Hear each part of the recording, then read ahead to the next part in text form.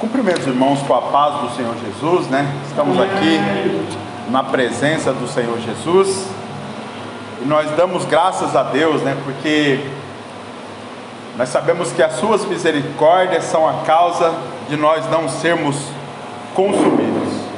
Gostaria de ler juntamente com os irmãos livro de 1 Reis, capítulo 17, a partir do versículo 1. Louvado seja o nome de Jesus. 1 Reis, capítulo 17, a partir do versículo 1. Pastor Luiz Carlos, ali da cidade de Catanduva, né? Ele tem pedido, né, que as pessoas enviem gravações de pregação. Então a gente vai gravar esta mensagem para que o nome de Jesus seja exaltado, né? A intenção é a proclamação do Evangelho, e nós vemos aqui um texto maravilhoso da palavra de Deus, né? Que é esse texto onde Elias, ele vendo uma nação toda corrompida pelo pecado, e ele, pela ordem de Deus ali, proferiu palavras que nós vemos depois que até ele mesmo sofreu as consequências, né? Vamos lá. 1 Reis, capítulo 17, versículo 1. Amém? Vamos lá. Ora, Elias o tesbita, dos moradores de Gileade, disse a Acabe: tão certo como vive o Senhor, Deus de Israel, perante cuja face estou, nem orvalho, nem chuva haverá nestes anos, senão segundo a minha palavra. Depois veio a palavra do Senhor a Elias: retira-te daqui, vai para o oriente e esconde-te junto ao ribeiro de Querite, que está a leste do Jordão. Beberás do ribeiro, e eu ordenei aos corvos que ali te sustentem. Assim foi Elias e fez conforme a palavra do Senhor. Foi e habitou junto ao ribeiro de Querite, a leste do Jordão. Os corvos lhe traziam pão e carne pela manhã, como também pão e carne ao anoitecer, e bebia do ribeiro. Passado alguns dias, porém, o ribeiro secou, porque não tinha havido chuva na terra. Louvado seja o nome de Jesus. Vamos orar ao Senhor. Maravilhoso Deus, nós estamos na tua presença. Estamos, ó Deus, diante da tua palavra, que é santa, que é viva e eficaz. Pai, nós te pedimos, Senhor, que nesta noite tu fala, Senhor, segundo a tua misericórdia. Ó Senhor Jesus, fala aos nossos corações, Senhor. E eu estou aqui, Senhor, como instrumento teu. Usa-me, ó Deus, como um canal, Senhor Jesus, de bênção, Senhor, como um canal de comunicação, para falar não aquilo, Senhor, que nós queremos ouvir, mas aquilo que nós precisamos ouvir. Fala aos nossos corações, é o meu pedido, em teu nome, Senhor Jesus. Amém. Louvado seja o nome de Jesus. Só contextualizando aqui, irmãos, nós sabemos que surgiram diversos reis em Israel, diversos, e muitos deles não tiveram compromisso nenhum com o nosso Senhor. Tivemos, é claro, reis maravilhosos, como Josias, né, Ezequias e tantos outros, que honraram o nome do Senhor. O rei Asa também, né, que restauraram a adoração no templo do Senhor, né? Foram homens que mandaram, né, derrubar ali os postes sagrados e tantas outras abominações que tinham ali, que o povo usava para idolatrar, geralmente no reinado, né, do rei anterior. E nós vemos aqui a palavra de Deus sendo direcionada a um rei chamado Acabe. Esse rei, irmãos, ele se juntou com uma certa sacerdotisa de Baal, cujo nome era Jezabel. E ali, como sacerdotisa de Baal, nós vemos pela palavra de Deus que ela criou ali um antro de adoração a Baal. E nós podemos perceber o estrago que é. Imagine vocês, né, um homem que deveria ser temente ao Deus verdadeiro, que com certeza ouviu falar do verdadeiro Deus, o Deus de Israel. Ele não se importa, né, com as consequências e se junta com uma sacerdotisa de Baal. O que acontece depois disso? Só estrago, uma consequência, né, ali má para o povo. Deus já havia voltado as costas ali para aquele povo por conta da adoração. Tinha sacerdotes ali, ou melhor, tinha profetas dedicados ali para Baal. Eles prestavam cultos ali em forma de orgias, né? E eles ali se rendiam com animais também diante desse Deus esquisito chamado Baal. E essa abominação chegou aos olhos do nosso Deus. E nós sabemos que Deus, ele não se conforma com o pecado. Ele sempre cria uma maneira de avisar os seus, de notificar os seus que ele está aborrecido com a nação por conta do pecado. E ali ele envia o seu profeta Elias.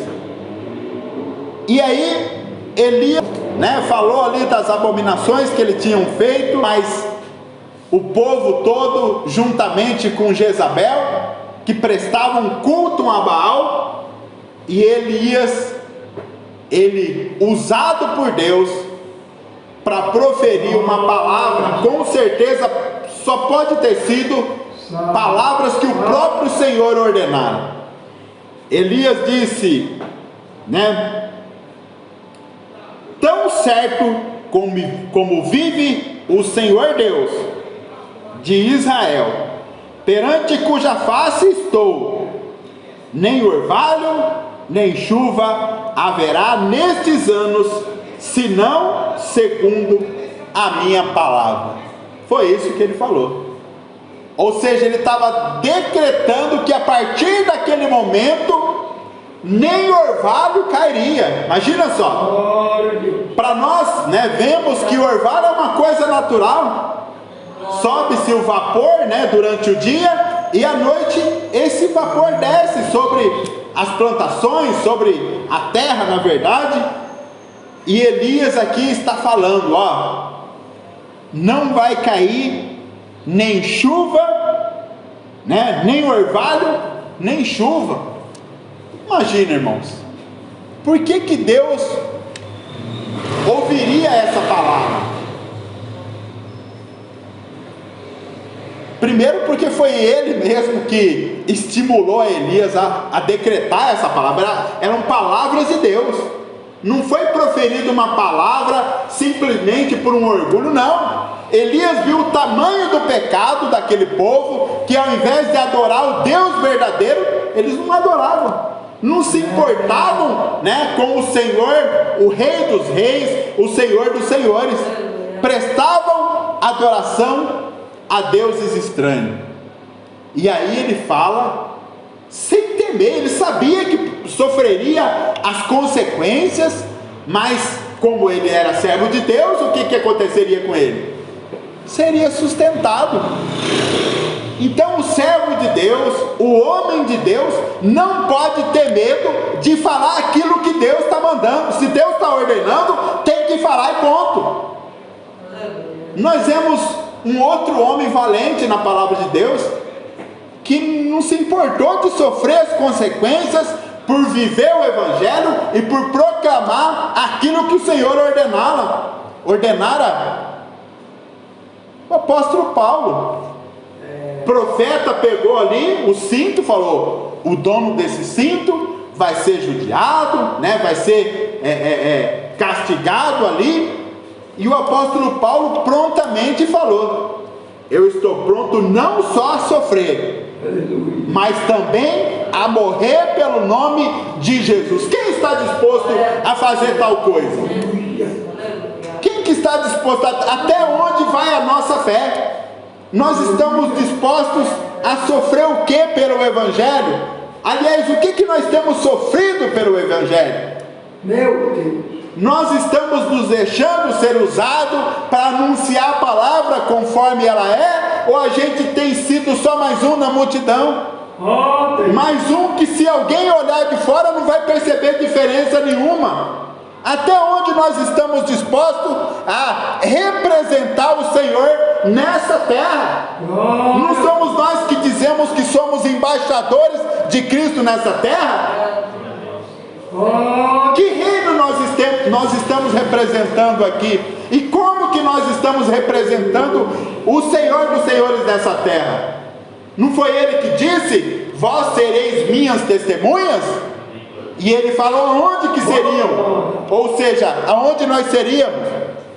Ele falou em Jerusalém, na Galileia e até nos confins da terra. Aonde o Evangelho chegou aqui? Até no Brasil, irmãos.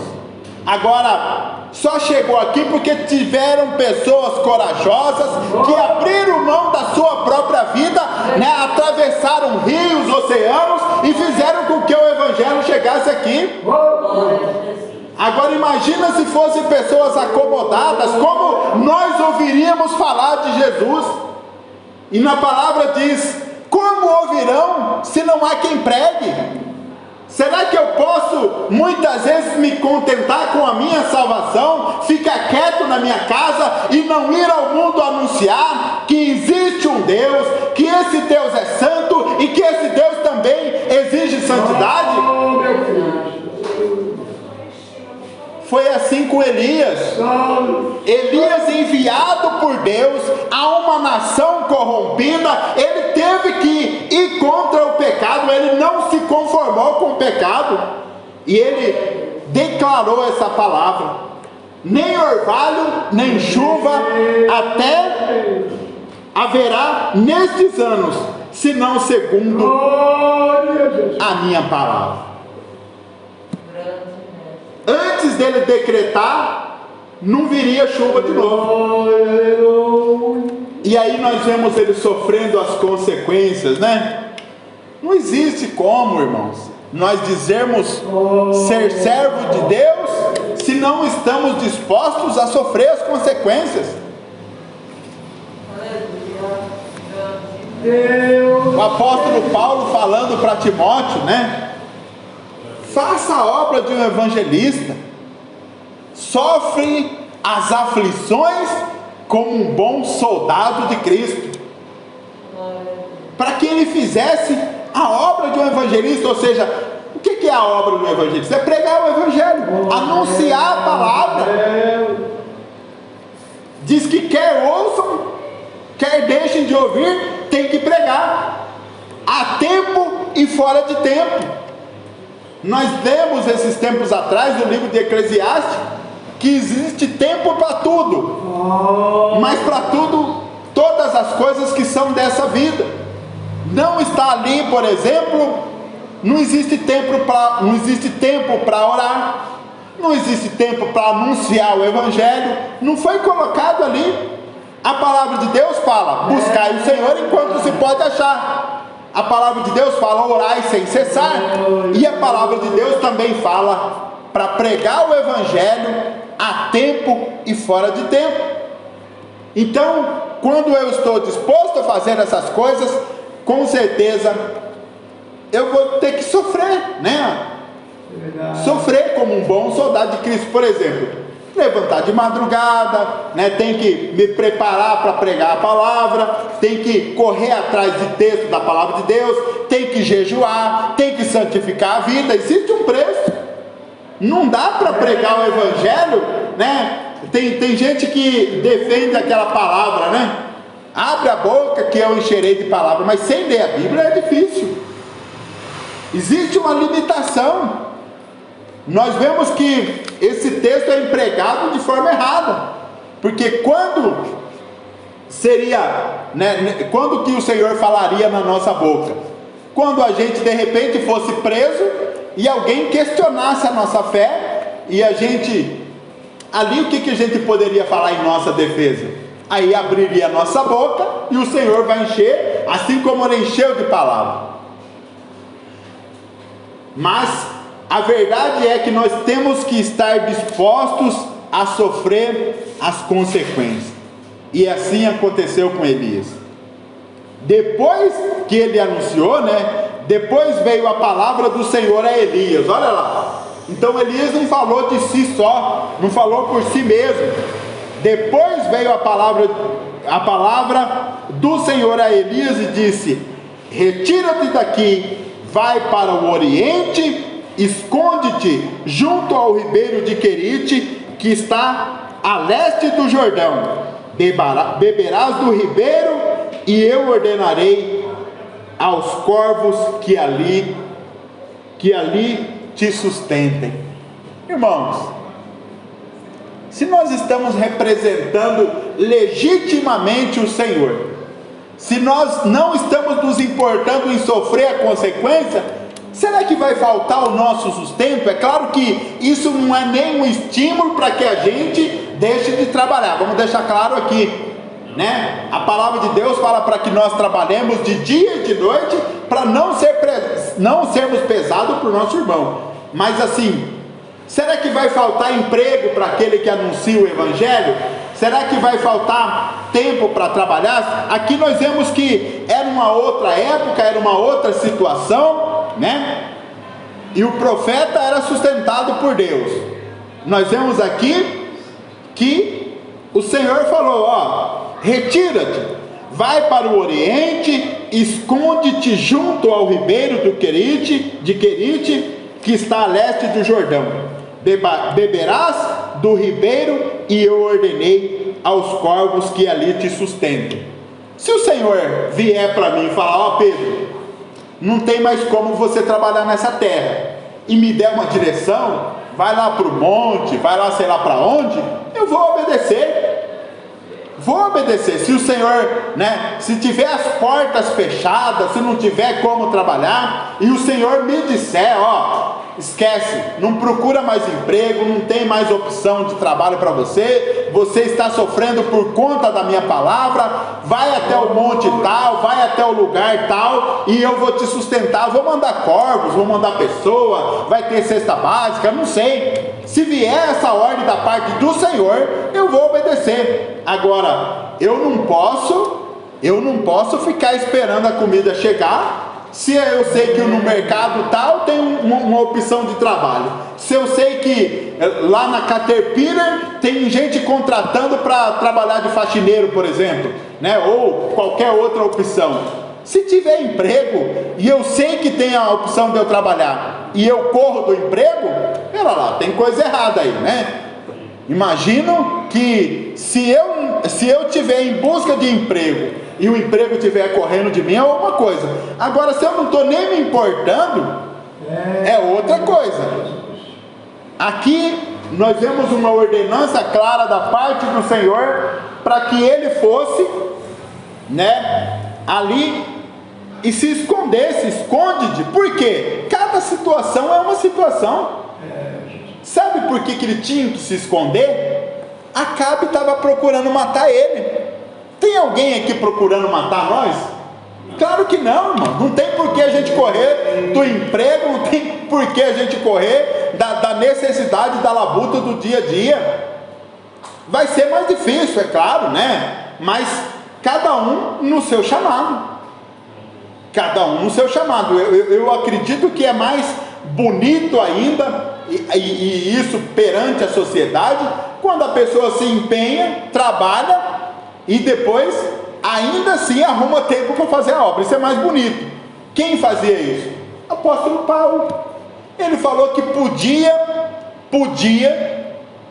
se quisesse, até podia viver só da obra, porque ele pregava, ele anunciava, mas ele falou: não, eu preferi dar o exemplo, ou seja, eu preferi trabalhar. Agora nós estamos falando de alguém que passou por naufrágios, Nós estamos falando de alguém que teve certa ocasião, teve que ser passado por cima do muro.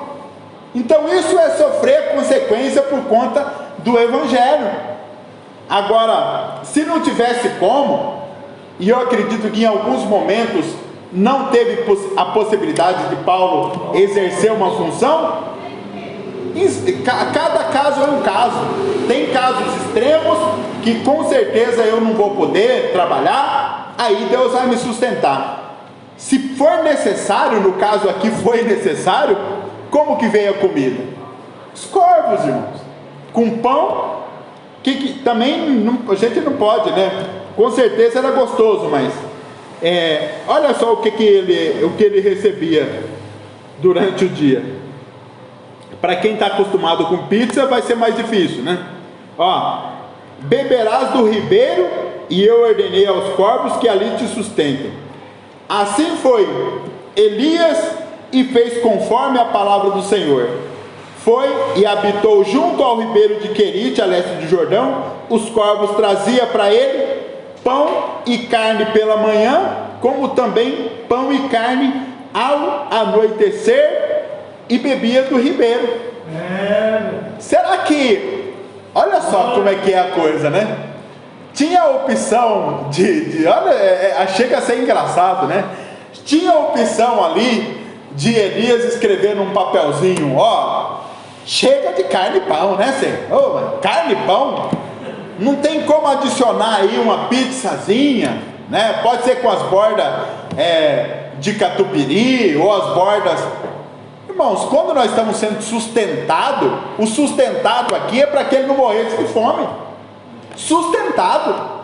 Se alguém quiser alguma coisa além disso, vai ter que dar um jeito. Aqui ele estava sendo sustentado, ou seja, não morreria de fome. E claro que comendo carne e pão, não ia morrer de fome. E água, tinha o que era necessário. Agora, se ele, né, se de repente se revoltasse com o Senhor, né? Ó, Senhor, chega de carne e pão, né? Chega só de água, quero suco também, quero Coca-Cola. Aí o Senhor vai falar: ó, meu filho, você vai ter que dar outro jeito aí para viver, porque o que eu tenho para você é isso aqui, né? Então a gente percebe que quando nós estamos na dependência clara de Deus, é só o que Deus vai dar. Se eu quiser alguma coisa além, o que eu vou ter que fazer? Me esforçar. No caso, na época, é claro, né? Não tinha Coca-Cola, não tinha suco, né? Não sei o que tinha na época, mas nós vemos aqui ele sendo sustentado com o quê? Água, pão e carne. Com certeza devia ser gostoso. Nós vemos na palavra de Deus, Deus sustentando o seu povo apenas com uma coisa, chamada maná. Se é de Deus, só pode ser bom, né? Às vezes a gente comendo essa porcariada aí, pizza cheia de queijo e tantas outras coisas, nem é saudável, mas é o que a turma quer comer, né? Mas qual que é a verdade, irmãos? Se eu estiver disposto a sofrer pelo Evangelho, Deus vai me sustentar, irmãos. Eu dei o testemunho para os irmãos aqui. A gente estava ali num perrengue com a empresa, mas ainda assim a gente estava aguentando. E a coisa sempre pode piorar, né? Como diz o povo, né? E aí aconteceu. Ligou lá o dono da empresa, ou melhor, o funcionário, e falou: ó, Pedro, é o último mês, meu filho. É o último mês. Eu nem estou falando, isso não é para exaltar a mim mesmo. Os irmãos sabem disso, que eu não sou de exaltar a mim mesmo, nem tem porquê. Porque a gente sabe que só o Senhor Jesus, Ele é digno de toda a honra e de toda a glória. Só Ele, a Ele, porque dele, por Ele, para Ele, são todas as coisas. E foi falado ali, ó, último mês, tentei o que podia lá, mas não tem jeito, e acabou. Eu e minha esposa ficamos muito abalados. Por quê? O que vem à cabeça, irmão Sebastião? Estamos aqui em Piracicaba, né? Sem pai, sem mãe, com aluguel para pagar. E aí uma das preocupações era: Senhor, o que vai ser da tua igreja? O que vai ser? Como que vai ser? Tem não só aluguel, não é só o aluguel da minha casa, não, tem o aluguel do salão também, tem água, tem luz, tem tudo. Como é que vai ser? E aí eu me perante o Senhor, falei: Senhor, a gente tem que fazer uma reflexão, irmãos. Fiz uma reflexão e a conclusão que eu cheguei foi, não querendo me justificar: Senhor, do jeito que eu estou olhando, se o Senhor estiver errado, o Senhor me mostra, mas eu fiz tudo o que eu podia, tudo de certo, aquilo que eu consegui, eu fiz. Aonde que foi o erro? Não querendo me justificar, irmãos, eu não encontrei, tá? É claro que a gente sempre pode fazer melhor. Houve um erro, sim, não fiz reserva, ok, Deus está vendo, estava vendo, por que eu não fiz reserva? E aí a gente está falando de um Deus que sustenta, não está? Nem acabou ali o período de aviso prévio que as empresas dão, né, que era de 30 dias, Deus abriu uma porta e finalizou o aviso prévio. No dia seguinte eu já comecei trabalhando e eu estou hoje há mais de 3 meses já empregado em outra, para outra consultoria, claro que prestando serviço para a Raiz ainda, mas é esse Deus, é esse Deus. Então, quando nós estivermos dispostos a sofrer pelo Evangelho, é claro que às vezes a gente ser humano, tá? Gosta o mundano fala, gosta de enfeitar o pavão, né? Gosta de botar um dramazinho e tal, né? Mas o apóstolo Paulo, ele chamou esses momentos difíceis que a gente passa, se eu não me engano é o apóstolo Paulo, de leve e momentânea tribulação. Leve e momentânea. Leve quer dizer que não é isso tudo, Deus só permite aquilo que nós podemos suportar. Momentânea, porque não vai durar a vida toda. Não existe tribulação o tempo todo. No mundo tereis aflições. Tereis aflições é diferente de vivereis em aflições, né? Nós vemos hoje um testemunho vivo aqui, o irmão Sebastião pulando de alegria, né? Dando glórias ao nome de Jesus, e tem que fazer isso mesmo. Mas esses dias atrás estava em aflição. Estar em aflição não significa que eu vou ficar na aflição o tempo todo. O Senhor manda escape, o Senhor manda o livramento para aqueles que são fiéis a Ele. Elias aqui, irmãos, ele ficou até que o rio se secou, acabou a água do rio. Se fosse alguém sem fé, falou, pera lá, Elias tinha solução, né? Pera lá. Ele falou que não ia descer o orvalho, nem chuva, até que viesse a palavra da boca dele. Então, se ele fosse um molenga, ele viu que acabou a água ali do ribeiro, falou, meu pai, tá difícil para mim também, né? Eu falei uma coisa, será que eu deveria ter falado aquilo? Olha só, falei que não ia chover, falei que não ia cair nem orvalho, mas eu estou pagando preço. Ser servo de Deus é isso, irmão. Está disposto a pagar o preço para que o nome de Jesus seja exaltado. Nós vemos lá na frente, né, o nome de Jesus sendo exaltado. E como que foi? Aquele monte de profeta lá, 450 de Baal e mais 400 de Astarote. Tem um outro nome lá que eu não me lembro. Falou, clama aí cada um o seu Deus. O Deus que responder, esse é Deus. Fizeram aquela baderna toda, clamaram, gritaram, se esfaquearam, se ensanguentaram, mas o único Deus que respondeu foi o Deus de Israel. Depois que Elias clamou, esse Deus respondeu, para não sobrar dúvida. Aquele monte de água que colocaram foi embora, o holocausto foi consumido, porque o nosso Deus é o Deus que responde para não deixar dúvida. E o que aconteceu? Depois de acabar aqui, né, de ter secado o rio, o Deus da providência falou para que ele fosse até uma viúva e que ele seria sustentado. Lá a viúva tinha azeite e uma porçãozinha lá de farinha. Ela ouviu a voz dele, que naquele momento representava o próprio Senhor, fez primeiro ali um pão, né, para ele, um bolo, né, um bolo para ele, e depois ela foi sustentada, segundo a palavra de Deus, mais de 3 anos e meio sem chuva. E aí o Senhor usa Elias ali para acabar com aqueles profetas de Baal, e depois ele novamente é usado para declarar que a chuva viria. E nós vemos que ele e o moço dele, né? Ele ali ajoelhando, orando, e o moço dele olhando para o céu. E ele falando ali com o moço, e ele falou assim: está vendo alguma coisa aí? Falando na minha tradução, tá? O moço dele: não estou vendo nada.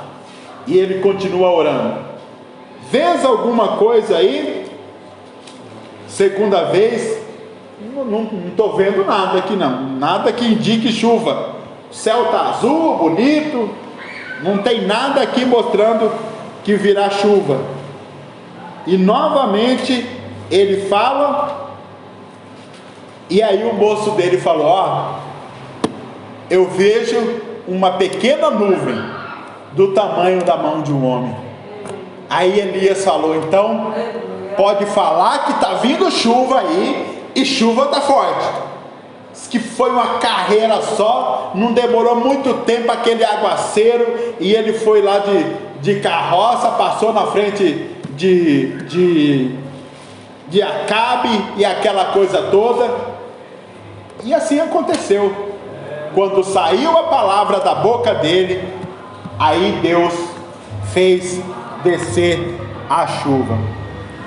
Amém, irmãos? O que nós aprendemos com isso, né? Que a gente deve pagar o preço pelo Evangelho. Não se importar, tem que falar se o Senhor mandar falar, e ficar quieto se for o momento também, né? Mas no caso aqui, no caso específico, ele foi usado por Deus para dar uma palavra dura ali. Imagina só se a gente ouvisse falar que não ia descer chuva nem nada, todo mundo com certeza ficaria bastante aflito, porque nós dependemos de água para crescer a plantação, para alimentar o gado, para tudo, né? Para tudo. E Elias não se importou de pagar o preço, sofreu, né? Mas foi sustentado pelo Senhor. E nós temos que ter essa convicção, que quando nós estamos dispostos, né, a obedecer a palavra do Senhor, o Senhor com certeza nos sustentará. Que Deus abençoe cada irmão, né? E vamos encerrar o culto em nome do Senhor Jesus.